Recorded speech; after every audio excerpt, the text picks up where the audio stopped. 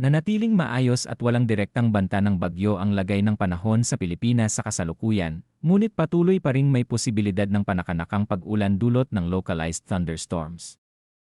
Sa ngayon, ang ridge ng high pressure area na nakaposisyon sa extreme northern Luzon ang pangunahing nakakaapekto sa panahon sa bansa.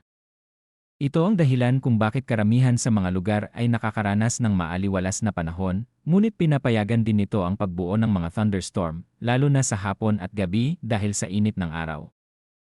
Sa Metro Manila at sa natitirang bahagi ng bansa, inaasahan ang bahagyang maulap hanggang maulap na kalangitan sa buong araw. May posibilidad ng isolated rain showers o thunderstorms, particular sa hapon at gabi. Ang mga pag-ulang ito ay dulot ng localized convection at hindi malawak ang sakop, ngunit maaari pa ring maging malakas sa ilang lugar. Kapag lumakas ang thunderstorms, maaari itong magdulot ng biglaang pagbuhos ng ulan, pagkidlat, at malalakas na bugso ng hangin.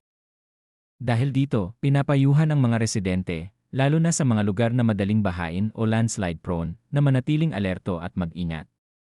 Para naman sa kondisyon ng hangin at karagatan, ang silangang bahagi ng Central at Southern Luzon, Visayas, at Mindanao ay makararanas ng katamtamang hangin mula silangan hanggang hilagang silangan.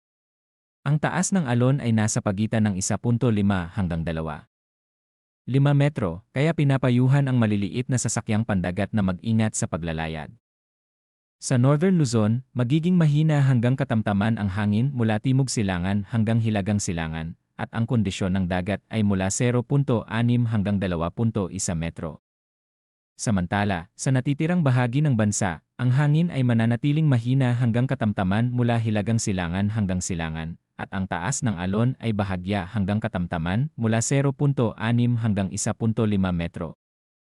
Sa kabuuan, ligtas naman ang kondisyon ng dagat sa maraming lugar, ngunit dapat pa ring mag-ingat lalo na kapag may thunderstorms dahil maaaring biglang lumakas ang hangin at alon.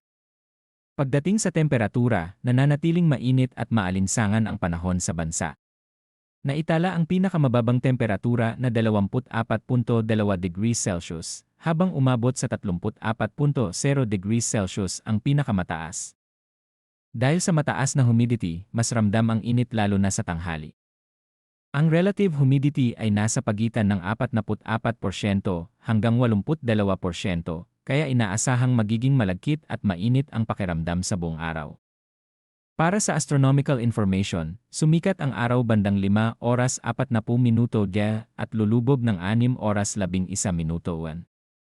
Ang buwan naman ay sisikat ng 7 oras 42 minuto dia at lulubog ng 9 oras 15 minuto na may 12% illumination na nangangahulugang nasa waxing crescent phase ito.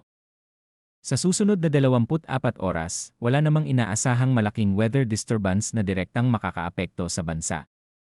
Mananatili ang impluensya ng high pressure area, kaya magpapatuloy ang maaliwalas na panahon na may posibilidad ng localized thunderstorms. Sa kabuuan, asahan ang mainit na panahon na may halong ulap at sikat ng araw, at posibilidad ng panakanakang pag-ulan sa hapon at gabi. Patuloy na mag-monitor ng mga opisyal na ulat ng panahon at maging handa sa biglaang pagbabago ng lagay ng panahon.